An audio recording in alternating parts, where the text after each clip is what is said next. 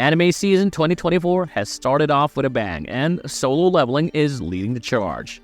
The A1 Pictures production is validation for every fan of the original Manhwa series that stuck with it all the way up to 2021, and a welcome addition to the weekend lineup for those who didn't know about it. But as is the case with every adaptation ever, there were some major changes made to Solo Leveling as it went from page to screen. And in this video, we're going to break down each of the ones we've noticed so far. So here are the 10 biggest differences between the Solo Leveling anime and Manhwa from episodes 1 to 3. Put on your spoiler hats because we're about to make it rain like Okada. But before we do that, we have a small request. If you enjoy our content, please give this video a massive thumbs up. Share it with your friends and smash that subscribe button with the notification bell turned to all while you're at it.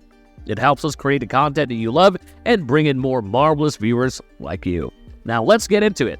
Jin Wu is not the narrator of Solo Leveling. One of the defining features of a classic anime is a badass narrator. No one can forget the narrator of Hunter x Hunter 2011's adaptation, even though Jujutsu Kaisen Season 2 tried its best to make that happen, but that isn't the kind of narration we're talking about. Many source manhwas, are often written from the perspective of the main character, and Solo Leveling is no different. Just like Tokyo Ghoul, Solo Leveling's overall narrator is none other than the protagonist himself, who in this case would be Jin Wu. But just like Tokyo Ghoul's anime adaptation, Solo Leveling has taken away that personal touch and opted for a more generic third-person narrator instead. This direction was disastrous for the Tokyo Ghoul anime adaptations, as nothing after the first season is liked by the fans, mostly because the show went so far left from the series. When we saw that Solo Leveling was in the same boat as TG in that regard, we got a little hesitant because at the end of the day, this is Jin Wu's story. But so far, the anime has been pretty faithful to the source material,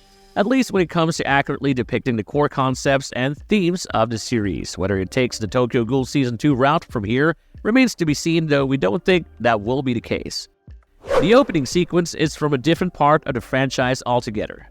The opening sequence of Solo Leveling might have left you a bit confused if you haven't read Solo Leveling, or it might have had the same effect if you have, considering it's from an arc that takes place way down the line. The sequence in question is the island we saw populated with monstrous large red and white ants, where multiple S-rank hunters had to be called in to take care of the situation. This is Jeju Island, a real-world location off the southern coast of South Korea, which is also the nation's largest island. Around the same time Jin Wu's mother went into the eternal slumber, the Jeju Island dungeon gate broke and let those aforementioned ants swarm the entire location, decimating the human population in the process. The actual manhwa itself begins with a D-rank dungeon mission, which means that the reason this sequence was added to the series is to indicate where Season 1 of Solo Leveling might end. The Jeju Island arc takes place about midway into the series, so it's likely that we will get to see some of its action towards the end of Season 1, if not all of it. The Hunter Association is made prominent from the get-go. Another major difference from the way the manhwa opens is the fact that the Korean Hunter Association is made a big deal from the get-go. We're introduced to characters like Go Gun-hee and Woo Jin-chul in the first episode itself, when the former first appears over 50 chapters deep into the story, and the latter shows up right after Jin Wu wakes up from being chosen by the system. This works out in the anime's favor, however, as it gives the series a more grounded feel, by letting important figures in the Hunter world explain to us why things like the mana crystals and the essence stones are so crucial. It gives the world a more lively feel, as opposed to just having the main character expositioning his way through the story, which is what the manhwa feels like at certain points. But anime additions aren't the only things we need to watch out for with Solo Leveling, because there were a couple of cases of major deletions as well. The coffee cart guy's comments on Jin Wu are cut from episode 1. When Jin Wu shows up for the D-rank dungeon raid in the anime, the character interactions are nearly identical to the ones he had in the manhwa, with one glaring omission: that between him and the coffee cart guy, hunters are basically governmental bounty and treasure hunters in a way, so everything they do is sponsored by other people for the most part. When Jin Wu arrives for the raid in the manhwa, he asks for a coffee, but his luck is so bad that he can't even get that. Sung takes it in stride, all things considered, but the cart guy feels bad that he couldn't give Jin Wu coffee. He can't quite put his finger on why, but we can. He felt bad for the guy. Jin Wu was the joke of the Korean hunter community, and from the moment he arrived, he was being ridiculed by everyone else gathered, even though they were all weaklings in their own way. The coffee cart dude probably knew this fact, and he felt bad that he couldn't serve a hardworking member of the community, because there was no denying Jin Wu's persistence. Even though he had been to the emergency ward on numerous occasions, he never failed to show up for a hunt. It was perhaps the author's way of showing us that while Jin Wu always thought that people only ridiculed him, some people liked him in their own way, a taste of things to come. Speaking of which, Song Chi-yul decided to go into the double dungeon in the manhwa. The anime made the double dungeon incident feel a lot more like a collective responsibility thing, because that was not the case in the manhwa. There, Song Chi-yul designated himself the leader of the raid, and he was also the one to suggest exploring the double dungeon in the hopes of finding more treasure, unlike in the anime where he was assigned leader and accounted for everyone's wishes before proceeding. This makes Kim's outburst at him make a lot more sense, but on the flip side, it also adds to the psychological tension of the double dungeon incident itself. By making things more ambiguous, the tension factor of the fight between the hunters and the statue of God was ramped up to 20. Kim blaming Sung for bringing them into that place as their leader felt like deflective gaslighting in the anime, which wasn't exactly the case in the manhwa. It's a neat little switch around to make you see how dangerous herd mentality can get into a tense scenario. There were 17 people involved in the double dungeon incident, not 13. This is a tiny deletion, but one that makes total sense considering it accomplished the same goal as the manhwa. The anime just decided to trim the fat and keep everyone that died and survived on panel in the show. But we do agree that 6 people surviving out of the 17 as opposed to 6 surviving out of the 13 makes for a more impressive death toll. Still, the threat posed by the double dungeon was made out to be no less imposing by the anime, which is a win in our books, as is the next difference. Jin Wu lost his leg to the shield bash, not the statue of God. Once again, a tiny detail change from the manhwa to anime, but it too added a lot to the desperation factor of episode 2. In the manhwa, Jin Wu got his leg severed by a shield bash that caught him off balance. It then crawled towards the angel statue, which stopped the statue of God from moving further. In the anime, we're shown that he loses his foot to the statue itself, which just makes things much more urgent in nature. The shot of Jin Wu stumbling over his own feet as he tried to make it to safety is important to understand just how desperate he was in that moment.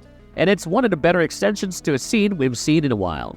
The anime has spent more time exploring Jin Wu's helplessness. And speaking of extensions, we have to commend A1 Pictures for the way they produced this series, because you really feel just how helpless of a character Sung Jin Wu is in the anime. He might not be the narrator, but we get enough internal dialogue from him to understand his existence as the world's weakest hunter. And in fact, would even go so far to say that the anime does a better job of showing what comes with that title. Jin Wu is shown barely holding his own against a goblin in the first episode. In the manhwa, this is mostly implied. The same goes for his family situation, specifically his mother's condition, which is explained in detail in episode 3. We also get more detailed shots of Jin Wu's past failures and trials and tribulations as a low-ranked hunter, instead of fleeting glances and one memory recollection about his torn-up sneakers. It's a medium advantage at the end of the day, but it makes the series all the better for it. And speaking of making things better, Jin Wu's future wife is introduced way earlier in the anime. That's right, folks, you've already met Jin Wu's future waifu, and you don't even know it. And for those of you thinking it's going to be Ju-hee, we hate to break it to you, but that girl will be gone soon. No, instead we're referring to the S-ranked Korean hunter Chahen. It might be hard to imagine now, but soon enough our boy Jin Wu will be putting the moves in one of the strongest hunters in Korea. Whether that will be intentional or not is for you to discover. We think that's enough spoiling for this entry, but let's get to the actual point. Chahen's introduction occurs way too early on in the anime. In the manhwa, she isn't introduced until chapter 60. Before that, we just have one reference to her, and it's one we didn't expect, quite frankly. As you might have guessed from her little action sequence takedown of the thieves in episode 1, Chahen is quite proficient at martial arts and combat. Her preferred weapon of choice is a sword, and her master is someone we've already spoken of in this list. While Song Chi-yul might be a lowly C-rank magician as a hunter, he is a first-rate swordsman outside of his profession, so much so that an S-rank like Cha is his student. That's how she's first referred to in the manhwa, so now you know. Jin Wu didn't fight goblins in his first instant dungeon. And finally, let's close out this list by talking about a minor detail that conveys major progress. Jin Wu versus goblins. From the very first episode, it's made clear to us that Jin Wu isn't strong enough to get through something as trivial as a goblin attack. In fact, we witness him get injured by a goblin firsthand and see many other references to the fact that this is something that can only happen to a true weakling. Goblins are generally thought of as nuisances within the fantasy realms these days, unless you're talking about Goblin Slayer. That is also true for solo leveling. To see Jin Wu fight off a horde of goblins towards the end of episode 3 when he enters the instant dungeon allows you to instantly see his progress, thanks to using this system. The episode ends with him facing a Steel Fang Lycan, and we're left with a week of anticipation for that encounter. But in the manhwa, we don't have to wait because Jin Wu starts off the instant dungeon with a fight against a Lycan. The Goblin focus is an anime-only thing, but it's a good way to gauge Jin Wu's strength just after a couple of days of using the system. Soon enough, you're going to see why this series is called Solo Leveling for real, and we will be there to break it all down for you. Marvelous verdict. Until then, we're afraid this is all we've got for you guys. So Jin Wu is shaping up to be one of the breakout characters of the year, and the same can be said for Solo Leveling as an anime, though it is pretty early on in the year still. Let us know what you guys think in the comments below. Did you enjoy this video? Would you like more Solo Leveling content? Hit the thumbs up button and subscribe to our channel then, and we'll see you guys in the next one.